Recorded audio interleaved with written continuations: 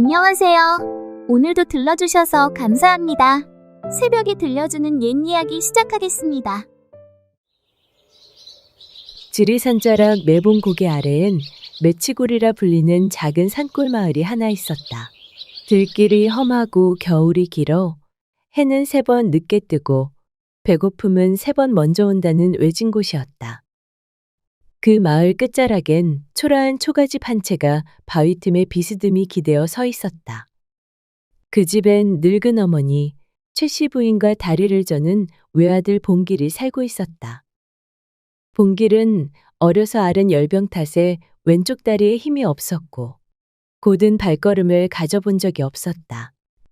그런 몸으로도 먹고 살자고 날마다 산에 올라 장작을 지고 내려왔지만 지게는 가벼웠고 그의 삶은 늘 무거웠다.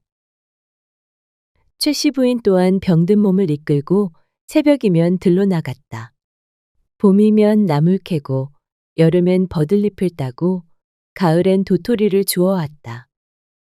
허나 눈 덮인 겨울엔 남는 건 발자국뿐, 손에는 아무것도 들린 게 없었다. 끓일 것도 지을 것도 마땅치 않아 배를 곪는 날이 더 많았다.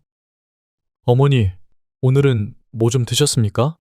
도토리 주워다 묵을 써서 몇 숟갈 떠먹었으니 내 걱정은 말아라. 이 늙은 것보다 너 몸이 더 걱정이다. 그렇게 하루를 버텨내도 한 끼 밥상을 온전히 차려낸 날은 손에 꼽혔다. 장터에 진 외상은 해가 바뀔수록 늘어나 이름 석자 적힌 장부는 이젠 두루마리처럼 말아야 했다. 그러던 어느 날 매치골에 다시 장돌림 한 명이 모습을 드러냈다. 이름은 성만복. 거칠고 검은 수염을 기른 사내로 장터 근처에서 성질 고약하기로 이름난 인물이었다. 성만복은 먼지 묻은 장부를 품에 넣은 채 최씨 부인의 허름한 초가를 찾아왔다. 초가 문 앞에 앉은 최씨 부인은 그를 보자마자 허리를 펴지도 못한 채 헛기침부터 삼켰다. 성만복은 묵직한 걸음으로 마루 끝에 걸터 앉았다. 마당에는 바람 한 점 없는데도 그녀의 손끝은 자꾸 떨렸다. 그리고 그가 꺼낸 것은 쌀자루가 아니라 외상 이름이 가득 적힌 장부 한 권이었다. 최씨 부인, 그는 낮고 무거운 목소리로 말했다. 이제는 나도 손 털어야 할 때가 됐소. 장부에 적힌 글자가 사람을 눌러 죽일 지경이니. 장부를 한 장 넘기자 최씨 부인의 이름 아래엔 곡식, 장, 멸치, 소금, 생강. 살아보겠다고 외상낸 품목들이 줄줄이 적혀 있었다. 빚은 빚이고 도리는 도리다만 나도 사람이요. 이만큼 봐줬으면 이젠 갚을 때도 되지 않았소. 성만복은 장부를 툭 덮으며 입꼬리를 삐죽 올렸다. 그는 잠시 말을 멈추고 장부를 슬쩍 어루만졌다. 손끝에서 느껴지는 묵은 종이의 질감이 마치 사람 목줄이라도 되는 것 마냥 뻣뻣하고 무거웠다. 성만복은 고개를 숙이며 서 있는 최씨 부인을 올려다보며 말했다. 최씨 집이 외상 갚기 힘든 형편이란 걸 내가 왜 모르겠어? 그래서 말인데 이 많은 외상 없던 셈으로 돌릴 수 있는 방도가 하나 있긴 있소만. 최씨 부인은 두 눈을 크게 떴다. 허나 그 제안은 기대라기보다 불길한 예감에 가까웠다. 무슨 방법이요? 그녀가 묻자 성만복은 입꼬리를 다시 한번 말아올리며 말했다. 내게 딸이 하나 있어. 근데 그 아이가 정신이 좀 왔다 갔다 하고 말귀도 잘 못 알아듣지. 어디다 내놓기도 민망한 계집인데 나이는 잘 대로 작고 그렇다고 평생 집안에 묶어둘 수는 없는 노릇이잖소. 그는 장부를 품에 넣으며 목소리를 낮추었다. 모자라긴 해도 심성은 착한 아이요. 그 아이를 며느리로 받아준다면 이 장부는 여기서 끝내드리리다. 최씨 부인은 입술을 꾹 다물었다. 장부를 툭툭 흔들어대며 말을 이어가는 그 모습은 듣는 사람 가슴을 짓누르는 듯했다. 정신이 오락가락하는 모자란 딸을 이 집에 들이겠다는 말은 누가 들어도 곤란한 짐을 억지로 안겨주려는 소리였다. 아니, 그래도 어떻게 사람을 빚값 대신 드리란 말이오. 그녀의 말에 성만복은 삐죽 웃으며 대답했다.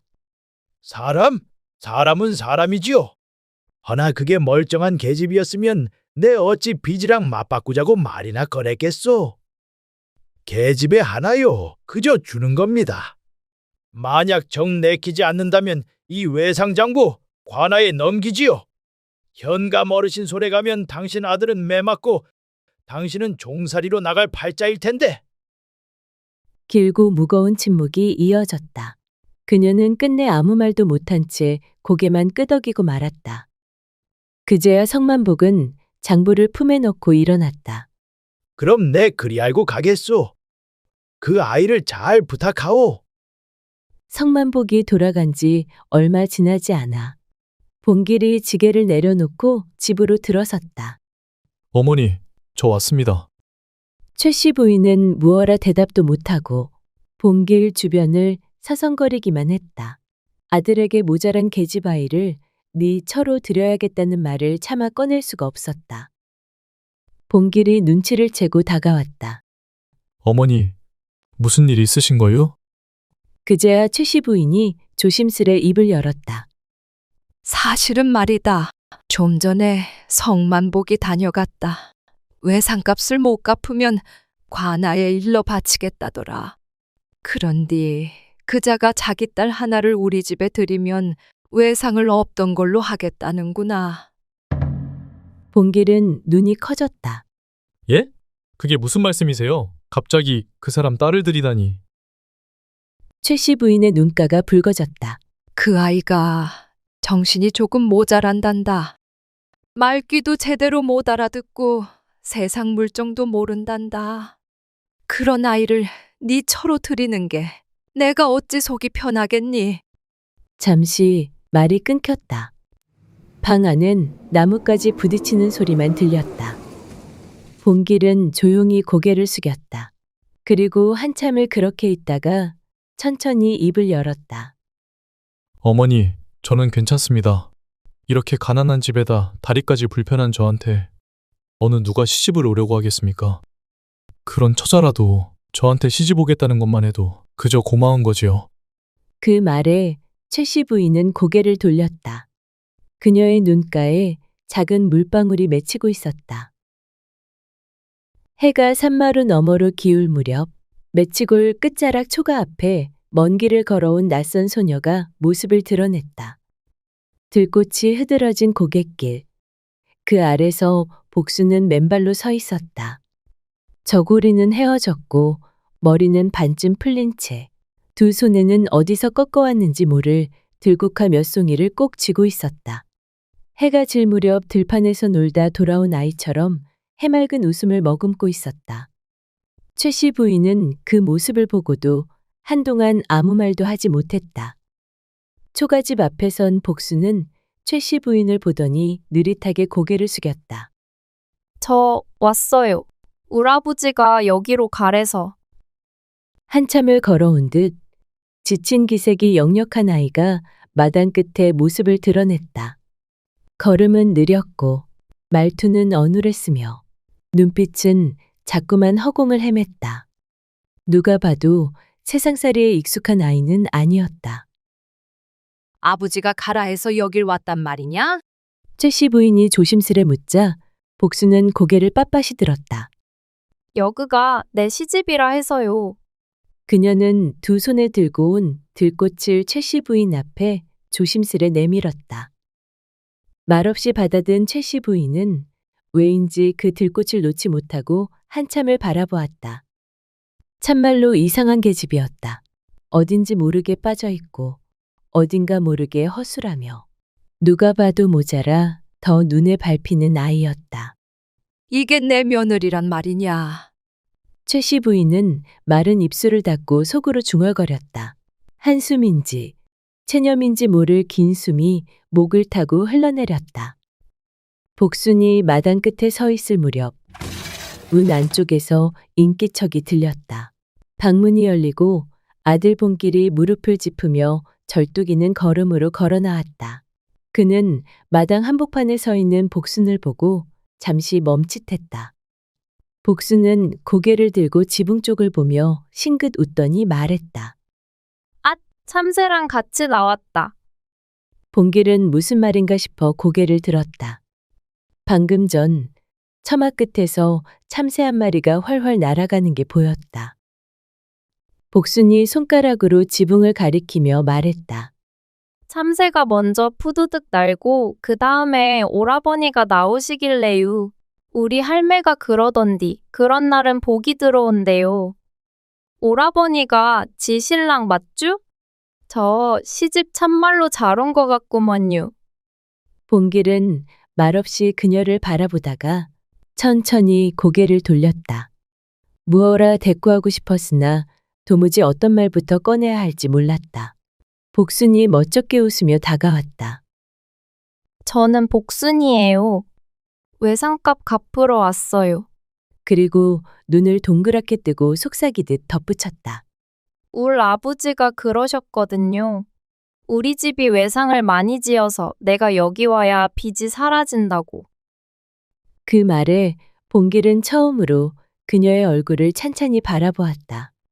자신의 아버지가 자기를 버린 사실을 모른 채 천진난만하게 웃고 있는 복순이 애처로워 보였다. 본길은 자연스레 신발도 신지 않은 복순의 발에 시선이 갔다. 발 안 아프오? 예? 발이요? 복순은 눈을 껌뻑이며 자신의 발을 내려다보았다. 맨발로 저 고갯길을 넘었잖소. 흙이 거칠고 돌이 많아 발이 까졌을 터인데 안 아프냐고 물었소. 복순은 그 말을 듣고 머리를 긁적였다. 복순의 발은 여기저기 흙대가 묻었고 군데군데 긁힌 자국도 있었다. 그러더니 조용히 말했다. 몰랐어요. 여기까지 오는 동안엔 그냥 걷다 보니 아픈 줄도 몰랐네요. 그 말에 본길은 아무 말도 하지 않았다. 그는 조용히 복순을 마루에 앉혔다. 부엌에서 데운 물과 수건을 들고 나와 말없이 한 손으로 복순의 발을 잡았다. 그는 수건을 따뜻한 물에 적셔 복순의 거칠고 때 묻은 발바닥을 닦아주며 말했다. 내일 장에 가서 집신 하나 사오리다. 그러니 이젠 맨발로 다니지 마시오. 본길은 발을 닦은 수건을 접고 말없이 방 안으로 걸어 들어갔다. 태어나 처음 느껴보는 누군가의 다정한 손길이었다. 조심스럽고 따스한 그 온기에 복순은 아무 말도 하지 못한 채 가만히 그 자리에 머물렀다. 복순이가 시집 온 지 며칠이 지났건만 집안은 고요해지기는커녕 도리어 더 뒤숭숭해졌다. 말귀를 못 알아듣는 복순이 때문에 최씨 부인의 속은 매일같이 부글부글 끓었다. 장에 가서 말린 생선을 사오라 했더니 멸치를 사오질 않나. 닭모이 좀 퍼주라고 하니 밥상에 따끈한 밥 한 그릇에 김치를 차려 들고 가선 닭들한테 천천히 잡숴요. 하고 있는 거였다. 빨래를 시키면 물장난만 치고 있고 설거지를 시키면 그릇이 반은 깨졌다. 며느리를 들이면 허리가 펴질 줄 알았건만 최씨 부인은 쉬기는커녕 일이 더 늘었다며 하루에도 몇 번이고 한숨을 내쉬었다. 이건 며느리를 들인 게 아니라 5살짜리 아이 하나를 데려다 놓은 셈이니 원참. 그 모습을 지켜보던 본길은 엉뚱하기 짝이 없는 복순의 모습이 그저 귀여워 말없이 웃어 보였다. 어느 날 점심 무렵이었다. 본길이 철을 봤다는 소문을 들은 이웃 부인 몇 명이 슬금슬금 최씨집 마당으로 몰려들었다. 아니, 봉길이가 색시를 얻었다면서? 이웃 부인이 대문을 슬쩍 밀며 속삭였다. 그러자 옆에 있던 또 다른 부인이 고개를 푹 내밀며 말을 보탰다. 그러게 도대체 어떤 처처가 시집을 왔을까? 얼굴 좀 보자 하고 왔지 뭐유. 마당에서 빨래를 걷고 있던 시어머니는 부인들이 마당에 들어오는 걸 보고는 얼굴이 하얘졌다. 복순이 또 무슨 엉뚱한 말을 내뱉을지 불안이 가시지 않았다. 며느리가 어딘가 모자란 아이란 걸 이웃들에게 들킬까봐 노심초사였고 아무리 사정이 딱했어도 다리가 불편한 아들에게 그런 계집을 맺어줬다고 수군될까봐 걱정이었다. 방 안으로 숨어버리고 싶은 마음이 굴뚝 같았지만 사람들 앞에서 그런 티를 낼 수는 없었다. 최 씨 부인은 억지 웃음을 지으며 부인들을 마루에 앉혔다. 그리고는 복순을 부엌으로 조용히 불렀다. 며느라, 손님들 오셨다. 가서 점심상 좀 차려봐라. 있는 반찬으로 대강 보기 좋게, 알겠지? 보기 좋게, 응? 복순은 눈을 깜빡이며 고개를 끄덕였다. 보기 좋게 말씀이죠? 알겠습니다, 어머님. 쌀이야 애당초 없었고 남은 콩 한 줌, 덩이로 남은 된장, 말라붙은 더덕 몇 개, 그리고 고구마 3덩이.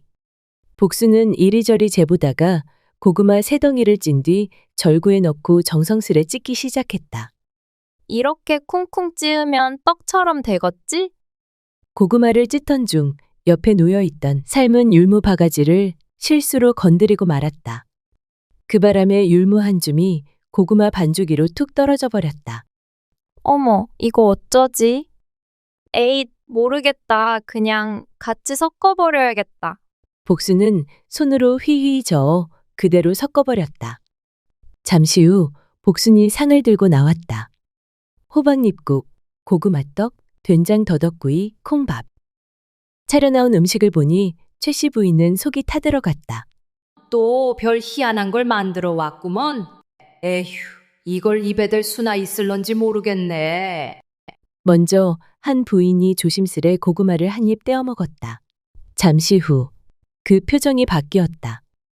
실수로 율무가 섞인 고구마떡은 은은한 단맛에 톡톡 씹히는 고소한 식감이 더해졌다. 몸에 뭐가 톡톡 씹히는 게 이게 참말로 묘하게 맛있네. 이 떡 고구마만 찌은 게 아닌 것 같은데. 이거 어디서 배운 거유? 복순은 수줍게 고개를 숙이며 대답했다. 배운 건 아니고요. 고구마 찌다가 옆에 있던 율무를 쏟아버려서 버리기 아까워 그냥 섞어버린 건디요. 부인들이 웃음을 터뜨렸다. 아이고야, 실수로 만들었단 거요. 그래도 이게 어지간한 떡보다 낫다니까. 고구마 떡. 이거 장터에 내놔도 잘 팔리겠는데요? 색시가 요리 솜씨가 있구만. 국도 구수하고 더덕구이도 맛있게 잘 구웠고. 최 씨 부인은 멍하니 그 모습을 바라보며 속으로 중얼거렸다. 아니, 그럴 리가 없는데? 그녀는 체면 구기지 않게 하려고 그저 점심상이나 하나 차려보라 했을 뿐인데 그게 사람들의 입맛에 맞아떨어질 줄은 꿈에도 몰랐다. 혼자 마당가에 멍하니 서 있던 최 씨 부인은 복순이의 뒤통수를 바라보며 천천히 혼잣말을 뱉었다. 진짜 이상한 계집이구먼. 그러고는 고개를 살짝 흔들며 방 안으로 들어가려다가 마지막으로 한 번 더 복순을 돌아보았다. 복순이 입가에 미소를 띠며 상이 비워진 그릇을 닦고 있었다. 따뜻한 봄날 최 씨 부인은 복순이에게 호박씨가 담긴 바구니를 주며 당부했다. 며느라, 마당 옆밭에 호박씨 좀 뿌려놔라. 장마 오기 전에 뿌려야 싹이 난다. 복순이는 예 하고 대답하곤 씨앗 바가지를 들고 씩씩하게 나갔다. 그런데 한참 뒤 황 씨가 불같이 달려왔다. 아니 이게 무슨 짓이야? 허락도 안 받고 우리 밭에 왜 씨를 뿌려놨대요? 욕심 많고 성질 고약한 황 씨가 고함을 지르며 난동을 부리자 최 씨 부인의 얼굴은 순식간에 벌겋게 달아올랐다. 복순아, 혹시 황신의 밭에다 씨 뿌렸냐? 복순이 바가지를 부여잡고 해맑게 대답했다. 그 밭이 우리 밭보다 훨씬 넓기도 넓고 햇빛도 잘 들길래요. 호박이 커지려면 넓어야 하잖아요. 아니 그래도 그렇지. 너네 집 밭에다가 씨를 뿌리면 어쩌냐? 어? 내가 너 때문에 못 살겠다. 아이고 속 터져. 며칠 뒤 장마가 들이닥쳤다. 하늘이 뚫린 듯 비가 퍼붓는 바람에 마당 옆 밭은 물에 잠기고 애써 뿌린 씨앗들은 모조리 썩어버렸다. 헌데 놀라운 일이 벌어졌다. 복순이가 엉겁결에 잘못 뿌렸던 황신의 묵은 밥만은 신기하게도 물이 쫙 빠지더니 며칠 사이 싹이 돋고 줄기가 올라오기 시작했다. 그 밭은 원래 황씨가 돌이 많고 벌레가 들끓는다 하여 포기하고 손도 대지 않던 버려진 밭이었다. 그해 여름, 황신의 밭엔 탐스러운 호박이 산처럼 자라났다. 온 마을 사람들이 몰려와 구경하고 장터엔 수군거림이 돌기 시작했다. 복순이 손에 뭐가 있나벼? 그러니까 말이야. 갸가 바보가 아니라 복덩이여, 복덩이. 최씨 부인은 멍한 얼굴로 무성하게 자란 호박밭을 보며 작게 중얼거렸다. 진짜 이 계집이 바보인 건지 복을 타고난 건지 내 알다가도 모르겠다. 차츰 시간이 흐르며 복수는 서서히 이 집안살이에 익숙해져 갔다. 봉길이 산에 나무하러 나서면 복순이도 조용히 그 뒤를 따랐고 가는 길마다 말동무가 되어 주었다. 불편한 다리로 하지 못하는 일이 있으면 복순이 먼저 나서서 척척 도와주곤 했다. 어느 날 산길을 오르던 복순이는 땅바닥에 쪼그리고 앉아 나뭇가지로 땅을 쿡쿡 찔러가며 장난을 치고 있었다. 복순아, 어여 나뭇가지나 주워야지. 언제까지 거기서 놀 거요? 봉길이 멀찌감치서 다리를 절룩이며 말했다. 복순이는 천진난만하게 웃으며 고개를 끄덕였다. 그러더니 힘껏 나뭇가지를 땅에 찔러 넣었는데 묘한 쇳소리 같은 소리가 났다. 복순이는 두 눈을 동그랗게 뜨고 손으로 흙을 파기 시작했다. 오라버니, 땅 속에 뭐가 있는데요? 봉길도 이상해서 절뚝절뚝 걸어와 복순이 옆에 쭈그려 앉았다. 둘은 손톱이 닳도록 흙을 헤쳤다. 그리고 마침내 흙빛에 얼룩진 청자 항아리 하나가 모습을 드러냈다. 아니, 이게 뭐여? 봉길은 숨을 삼켰다. 복순이는 두 손으로 조심스레 항아리를 꺼내더니 덮여있던 뚜껑을 살짝 열었다. 그 순간 흙먼지 사이로 빛을 발하는 금가락지가 굴러나왔다. 복순이는 금가락지를 손에 끼고 봉길을 올려다보며 활짝 웃었다. 오라버니, 나 금반지 생겼슈. 그럼 우리 이제 부자 되는 거예요? 봉길은 그런 복순이를 멍하니 바라보다가 풋 하고 웃음을 터뜨렸다. 복순이는 금가락지를 손에 꼭 끼고 봉길은 흙이 잔뜩 묻은 청자 항아리를 조심스레 들고 산길을 내려왔다. 터덜터덜 마당을 들어서자 마침 장독대 앞에서 장을 뒤적이던 시어머니가 두 사람을 보고 말했다. 아니, 너희는 어디서 흙투성이가 돼서 오누? 시어머니는 눈을 가늘게 뜨며 다가왔고 복순이는 손에 낀 금가락지를 보여주었다. 어머님, 저기 산에서 땅을 파다가 이걸 찾았어요. 봉길도 청자 항아리를 조심스레 내려놓았다. 항아리 속에는 흙먼지에 덮인 엽전과 금가락지 몇 개가 반짝였다. 시어머니는 눈을 동그랗게 뜨곤 두 손으로 입을 틀어막았다. 아니, 이게 대체 어디서 난 게냐? 땅 속에서요. 나뭇가지로 장난치다가 지가 찾았어요. 복순이는 수줍게 웃으며 말했다. 한참을 입을 다물지 못하던 시어머니는 이내 복순이의 두 손을 덥석 붙잡았다. 이쁜 우리 며느리 복순아. 아이고, 우리 집에 복덩이가 들어왔구나. 최씨 부인은 금반지를 끼고 마당에서 덩실덩실 춤을 추는 복순이를 바라보며 미소를 머금었다. 그때 봉길이 조용히 옆으로 다가와 낮은 목소리로 말했다. 엄니, 복순이 가만히 보면 모자란 게 아닌 것 같아요. 지가 장가를 잘 갔구만요. 그주? 봉길이 수줍게 웃으며 말했다.